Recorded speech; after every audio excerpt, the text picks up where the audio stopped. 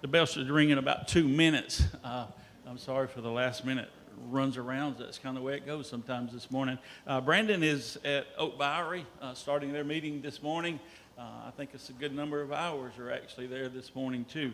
But this morning, Brandon has gotten a friend of his and a brother to come and speak to us and make a presentation. I'm going to read it because I've met him about 3 minutes ago, so he can do most of his introducing. This is Brother Jimmy G, and it's G-E-E. He's a native of Cleveland, Tennessee, and has been training for or in ministry for over 32 years. He has his PhD in Biblical Studies, Old Testament emphasis from Amridge University. His hobbies include small farming projects.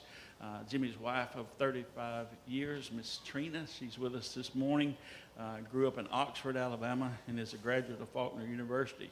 Her interests center around continued learning of family, health, and home-related subjects. Jimmy and Trina have 10 grown children and 9 grandchildren, all whom they love and treasure. I don't know why they'd love them grandyoungins, but we do that sometimes, I think.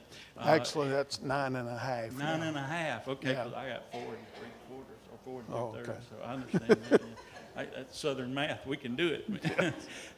But he also has interest in Tanzania and mission work there. He's going to make a presentation this morning for that. He will speak to us at our 10:30 hour and then again in our 1 o'clock hour. But we're glad to have you this morning, and you have 45 minutes. Thank you I've very got some much. pamphlets I'll hand out while he's getting started.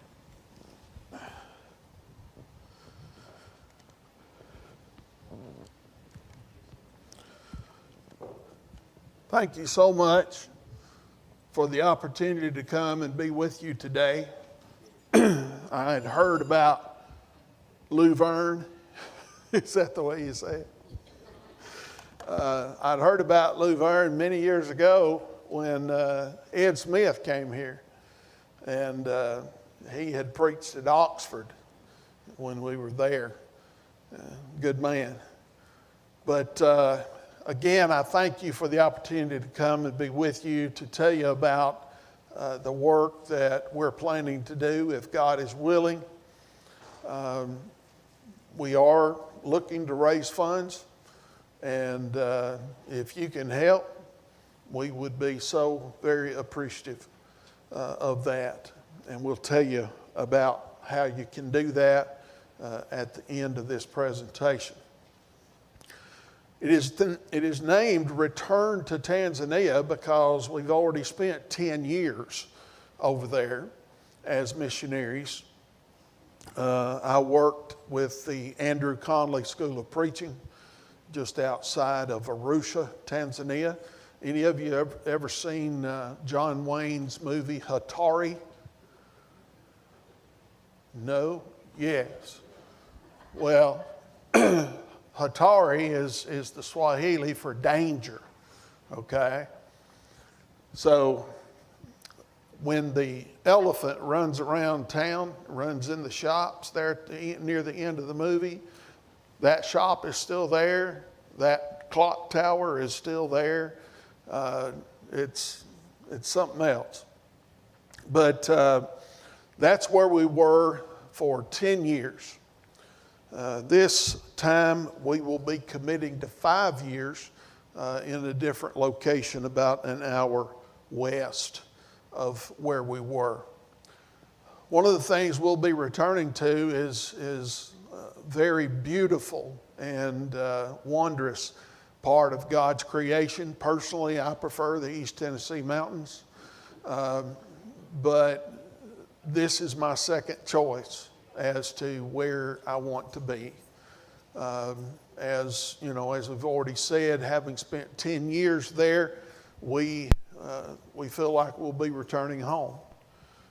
Friends, co-workers, already there, and just being able to get back there and work with some of the same people.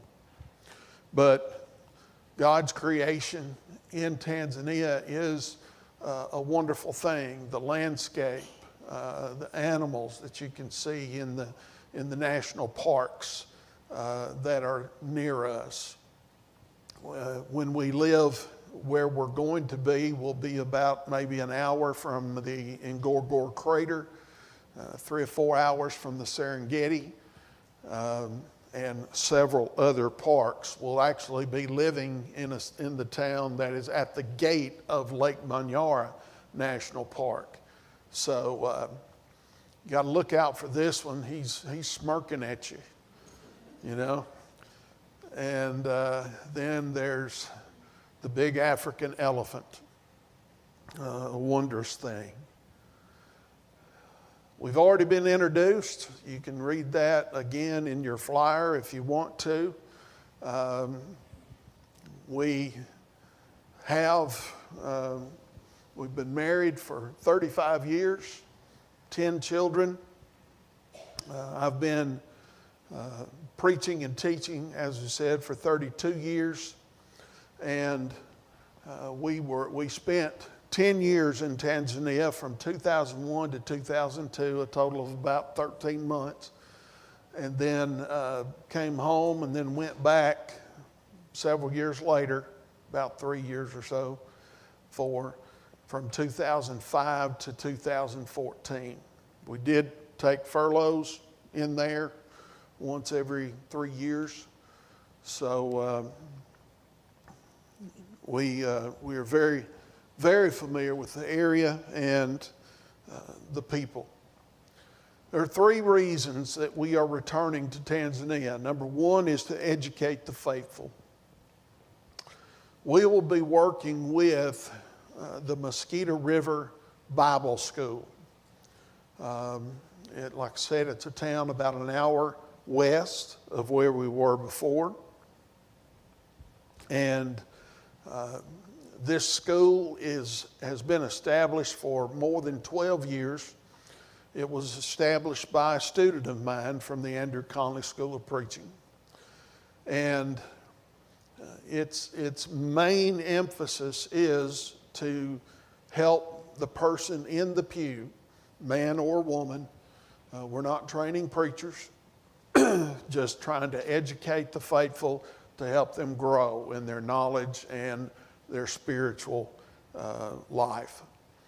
So to have, stronger members of the church, people who know how to interpret and study the Bible and so forth.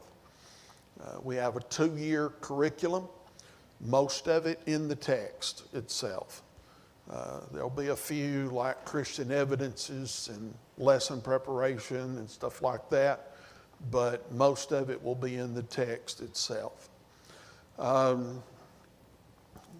Just a few pictures to show you of past students. This past about 8 weeks ago, and then last year I went and taught in a school that is a part of the Andrew Conley School of Preaching.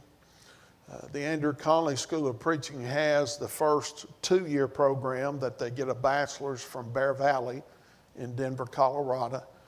Then they have, for those who want to, a 2-year master's program, again from Bear Valley. And then we have what is called the Cy Stafford School of Leadership. Cy Stafford was recruited to go to Tanzania by Andrew Conley himself. He went over there, spent a few years at Chamala, which is about 10, 12 hours south of where we'll be. And Andrew said, we made a mistake in putting this mission, Chamala mission, in the bush, out where there's not a great many people. And there's not people of the middle class, you might say, who can support the church like it needs to be. So he said, we ought to have gone to a major city, started there, and then started planting churches out around. So this is what Cy took and turned into what is known as Tanzania 2000. And part of that was to train preachers in their own country, not bring them back to the States, because a lot of the time those preachers who come to schools here, they end up marrying somebody and staying in the States and not going back home. So we educate them in their own country. We have people from Kenya, the Democratic Republic of the Congo, Sudan, Uganda, and I think maybe Malawi. So these students come to the preaching school for 2 years. If they want, they go to the master's. But Cy Stafford always had a dream of having a leadership school to train elders. Because if the Tanzanian church is lacking anything, the most that they're lacking is elders. There are a few congregations over there that have had elders and still have. But there are all kinds of factors in there that have sometimes caused those elders to have to step down. There's jealousy in the congregations. Anybody who rises up, so to speak, above, others have a position of authority. It's kind of like crabs. They just want to pull them down. So what we're trying to do is educate and train people who we hope will become elders in the Cy Stafford School of Leadership. And this is what this picture is from. This is a picture of a class I taught 2 years ago. And this is the regular first 2-year program. We have English-speaking students, and then we have Swahili-speaking students. And so there's 2 classes running at the same time. And this is the English-speaking class that I taught, like I say, 2 years ago. This is a picture of the Mosquito River Bible School students. When I was there back in May, the last 2 weeks of May, I taught 1 week in the Cy Stafford School of Leadership at Kisongo, and then I taught the second week at Mosquito River Bible School. I taught the New Testament church. So it was a thrill to be able to do that and so forth. Now, one thing about this particular school is that, when I was at Andrew Conley, I taught English-speaking students. So I did not have to learn Swahili. This time, about 60%, 70% of the students only speak Swahili. So I'm going to have to become fluent in that. I've got some of the basics down. Main thing I need to do is refresh my memory on those things and then learn vocabulary so that I can put sentences together. But I look forward to that. Languages are very, I guess you could say, dear to me, in the sense that, my bachelor's is in biblical languages. I've taken 2 others since then, and I look forward to learning Swahili better than I already have. This was my transportation for a few days when I was in Mosquito River. You have a driver, and then you have room for maybe 3 others to get in this thing. But here's a picture of 6 of us in this thing. It's called a bajaji, and it's just, a little go-kart kind of thing with a with a roof over it. But you talk about some close fellowship. That's what that was. This is a picture of the Mosquito River Bible School building. On the left is the classroom, and on the right is the dorm. We have students from Tanzania that live 3 or 4 hours away, so they can't go home at night, after class, Monday through Friday. So we have a dorm, bunk beds, mosquito nets, and so forth. We provide their meals, and they provide everything else for themselves. This it's a wonderful setup, and again, I look forward to working with them. I will be the Dean of Academics as well as an instructor. I have been tasked by the elders at Northport, who are the overseeing elders of this work, in conjunction with the elders at Mosquito River.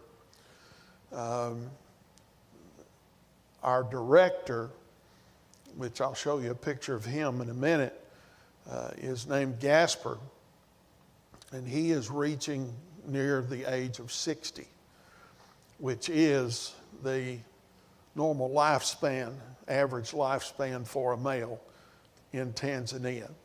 In addition to that, he has epilepsy. So the elders have tasked me with looking for his replacement, just looking out among the men that are there, maybe already involved in the school, and seeing who would be a good fit as the next director. We certainly don't want Gasper to die, but we're trying to plan for the eventuality of it. So, educating the faithful. The next purpose for our going is to reach the lost. I didn't tell you about this when I started introducing Mosquito River Bible School, but there is a second purpose for the Mosquito River Bible School. And that is, since we're not training preachers, we will take anybody, non-Christians, denominational folks. And it's amazing that out of all the non-Christians that have come to this school, some being sent by their church because the reputation of this school is so good, training people in Bible knowledge, they will send their preacher. Okay? Out of all the non-Christians that have come to this school, only 2 have not been converted. So it is an amazing evangelistic outreach. In fact, while I was there teaching on the New Testament church, a Pentecostal preacher was in the class. And he would ask a question, good questions, questions that were deeper than most. He would ask a question, I would give him a scripture and maybe a little commentary, and he would say, okay, that sounds right. And that happened several times. It got to the point where I just stopped the class and I said, there's a baptistry right over here. We can baptize you in just a few minutes if you want. Because, I'm thinking like Jesus said to one man, you're not far from the kingdom. But he backed off, and but if he continues to attend, hopefully we'll help him to become converted. But that's the type of thing that we're talking about as far as reaching the lost through that school. There's also going to be, if I have the time, where I go and do open air gospel meetings. We go to a village that doesn't have a congregation. We get permission from the village leaders to put up a stage and some big speakers and a cover over it. And we canvass the area during the day. using the students and so forth to hand out tracts, to try to set up Bible studies. And then about 4 o'clock in the afternoon, we preach for about an hour, hour and a half. And I've done that a good bit with different places and people in Tanzania, Kenya, Uganda, and so forth. So I look forward to hopefully being able to do that. In addition to that, not necessarily reaching the lost, but educating the faithful, is to go into congregations and hold seminars that they have requested on whatever subject. I would like to do that if I have the time, and I'm hoping we can all work all that out. But this is what we're talking about when we say we want to reach the lost and how we're going to do it, Lord willing. This is a picture of a young lady being baptized. The guy in the back is Greg Dixon from Northport. He's one of the elders there. In March, he went over and spent a whole month there. And this was part of the efforts here of one of the results of their efforts in conversion. The other guy is Gasper, as I said. He's the director of the Mosquito River Bible School. He's a good man. Like I say, he's one of my students. Several other of my students have gone out and established Bible schools like this. A couple of them have gone and established a preaching school. So it gives me great joy to see, as John says, to see my children walking in truth, and so forth. The last reason that we are going to Tanzania is to care for the orphans. The need for this type of work is tremendous.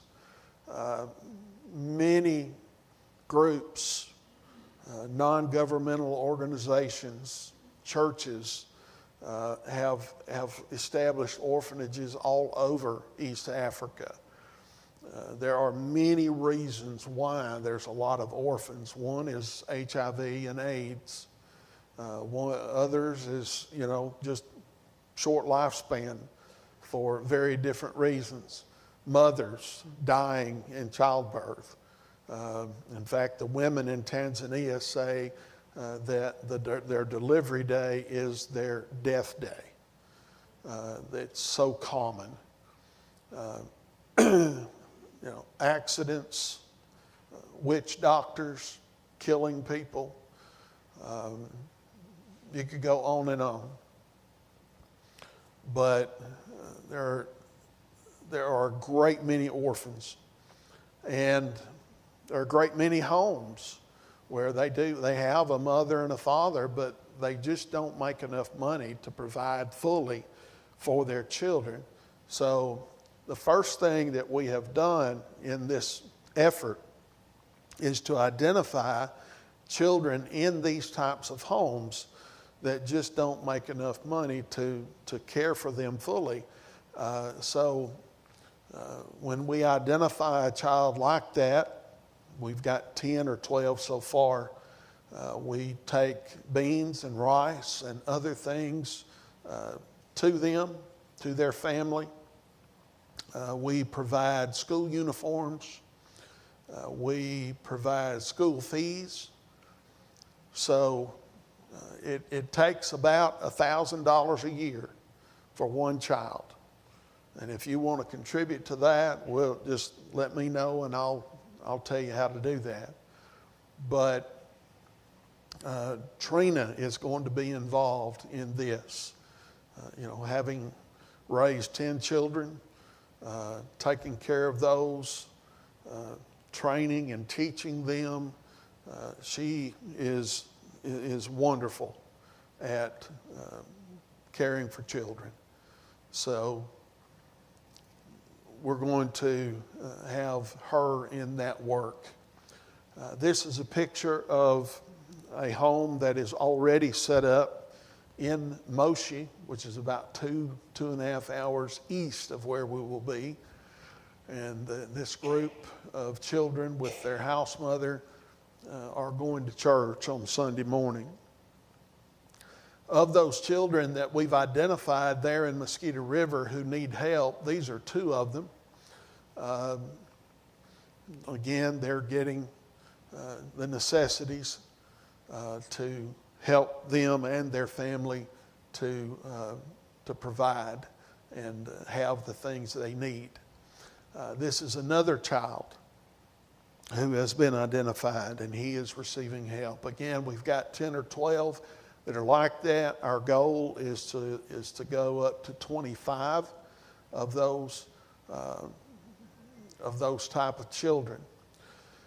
Now, we're probably going to expand that in the next few years. And our dream, our goal, is to take true orphans and put them in Christian families, homes. They got a mother, a father.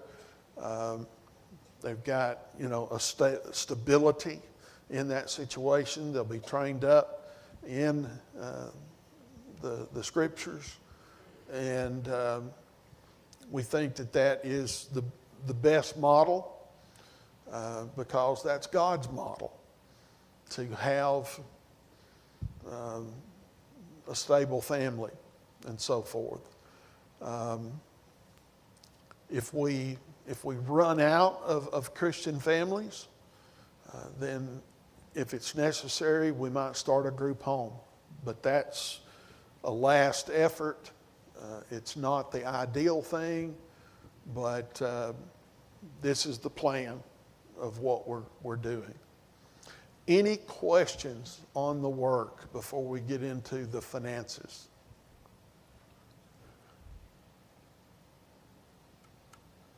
What are the dangers politically and for you in schools?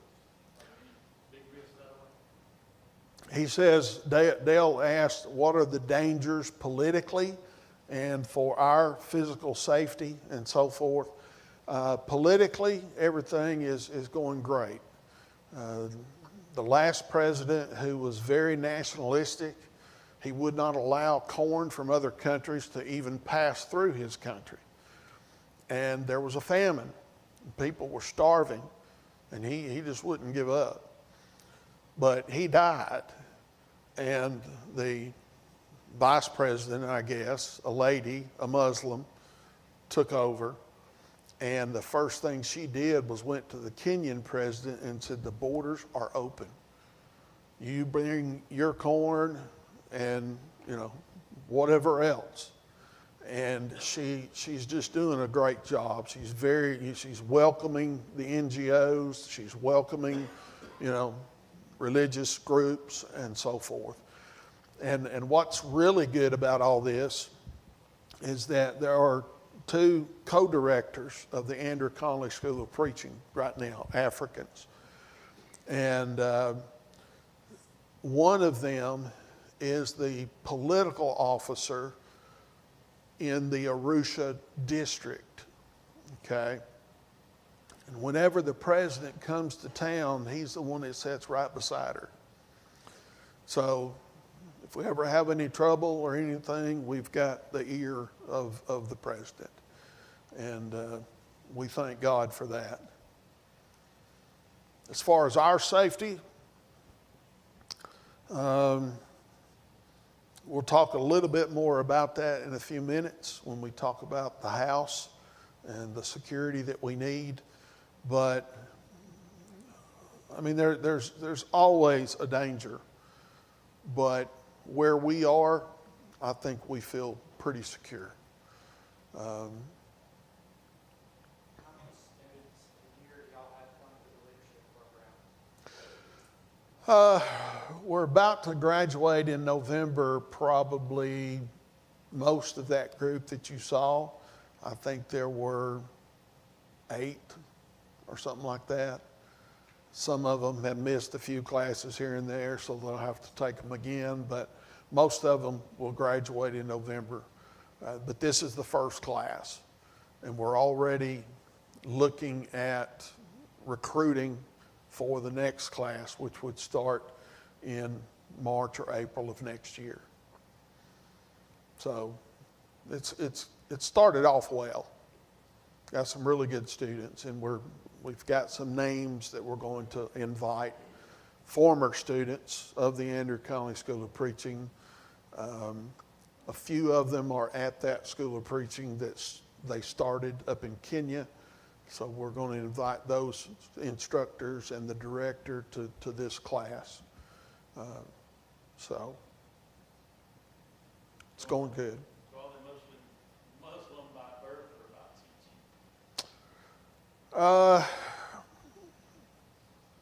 teaching? There's a lot of both. If you go to the coast, Muslim population is 50% of the total. If you come inland, as you go inland, it gets less and less, and where we are, it's about 20%. And it's like America. There's a mosque on every corner. I mean, it's crazy, but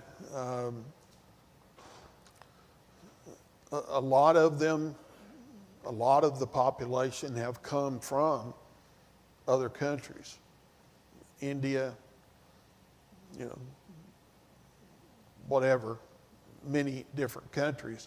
But when they come in, they marry Tanzanians, or they bring them into their homes to be maids and cooks and stuff like that. So a lot of conversion goes on. Anybody else? Can the kids speak English over there? What's that? Can the kids speak English? The schools are teaching English now. Years ago, the first president of Tanzania forbade English being taught in the schools. So your older population do not have a lot of English, okay? But your younger kids and younger adults have gone through school learning English from an early grade. So the English-speaking population is growing. Strange question. So how long has it been a country? Well, it was run by the Germans in World War II when everything was divided up. What was it, Potsdam Conference or something like that? The Brits got it, and I think the Brits gave it over to the Tanzanians in the 60s. 64. My wife knows more than I do. That's right. That's exactly right. All right. I appreciate the questions, and I hope I've given them good answers. But as far as the support that we need $7,200 a month. And I know that's a large figure, but as we go through this, I think you'll understand. Transportation, diesel is $5.30 a gallon. So that alone is part of this. Maintenance, we hope to get a Toyota Land Cruiser. I'll tell you why in a minute.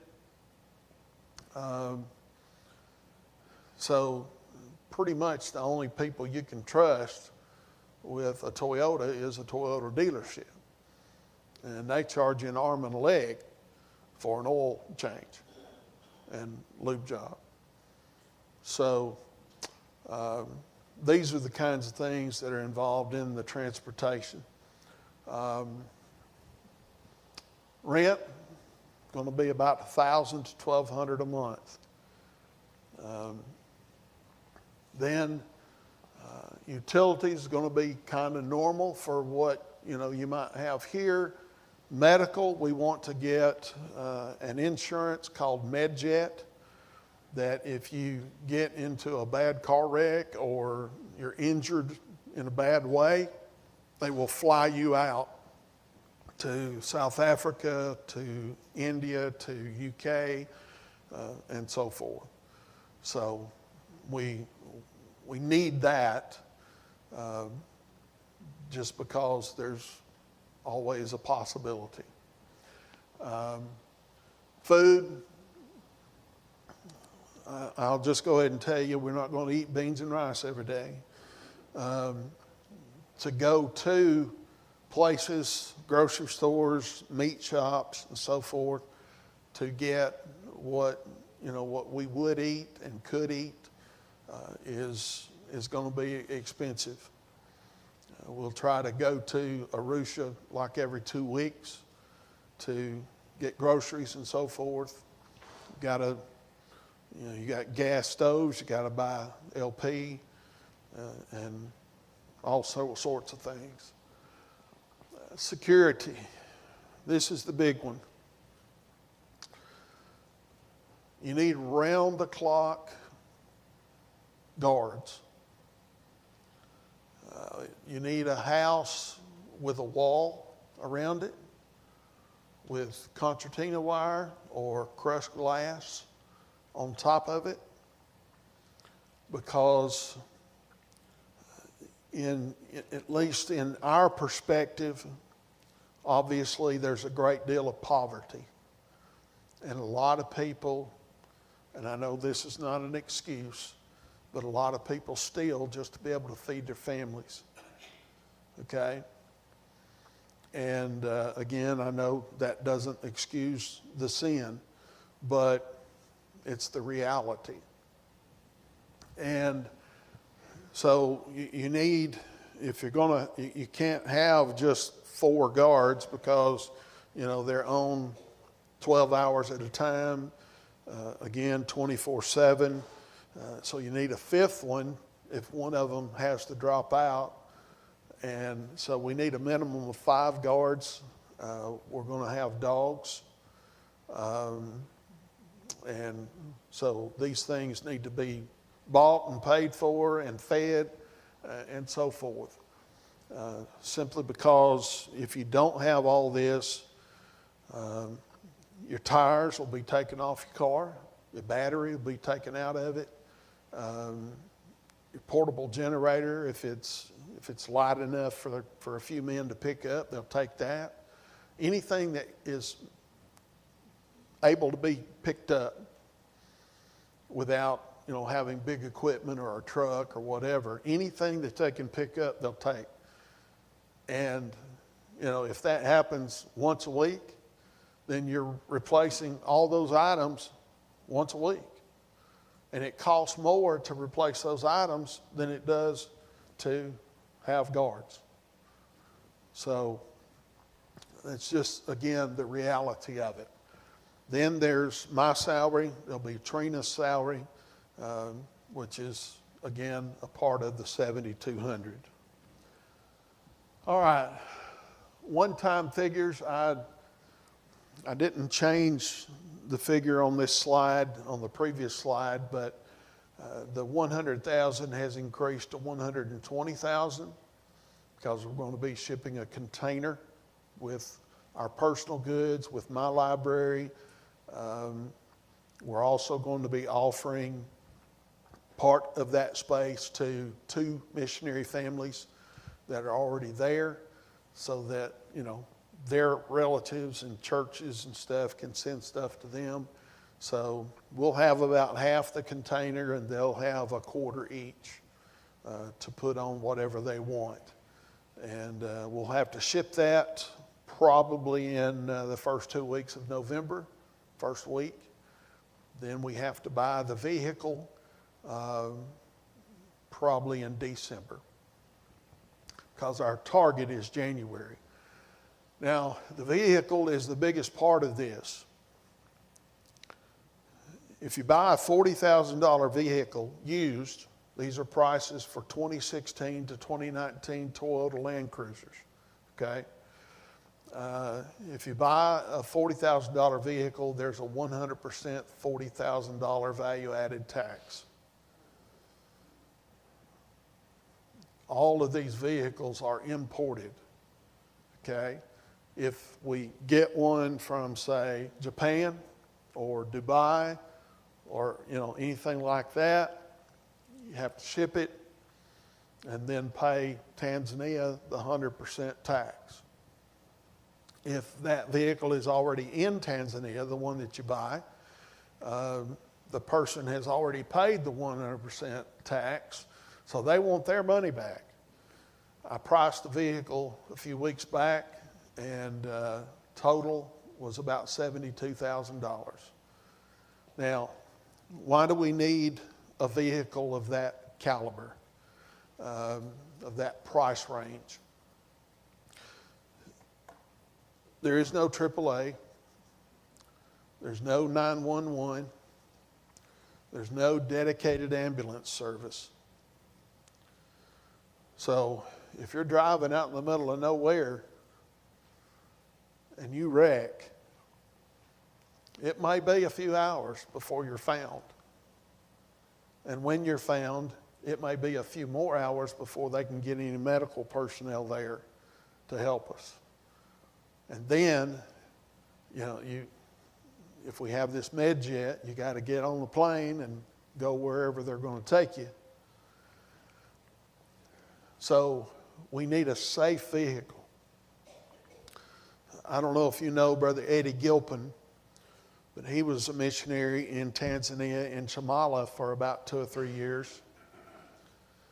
And he gave names to the potholes.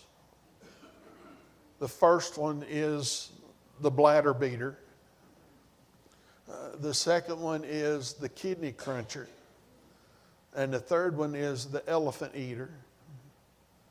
He hit an elephant eater at speed, flipped the truck, totaled it, but he walked away with only a broken arm. That's the kind of car we need. And it's simply for safety.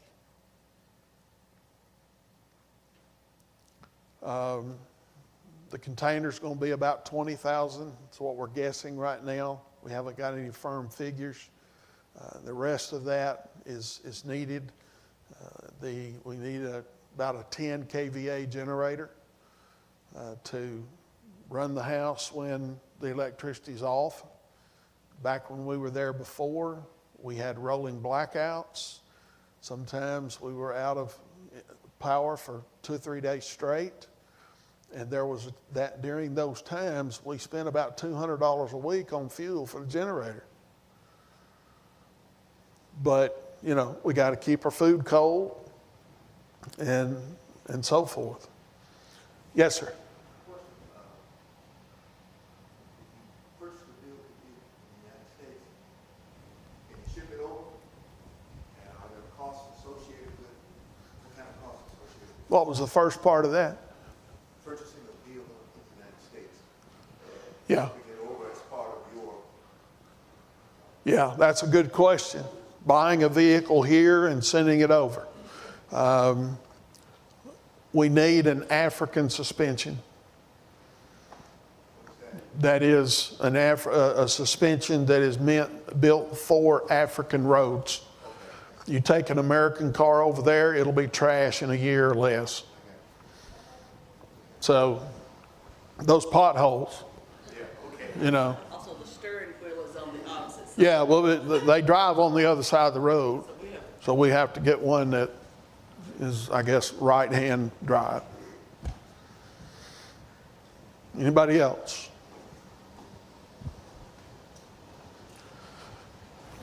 I don't even know what time it is.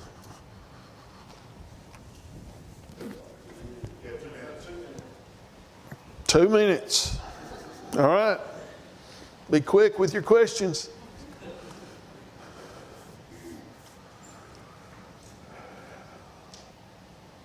Well, I must have. You start fresh when you go into somebody there doing the thing that you're going to replace them to do. No, I'm the first one. as far as Dean of Academics.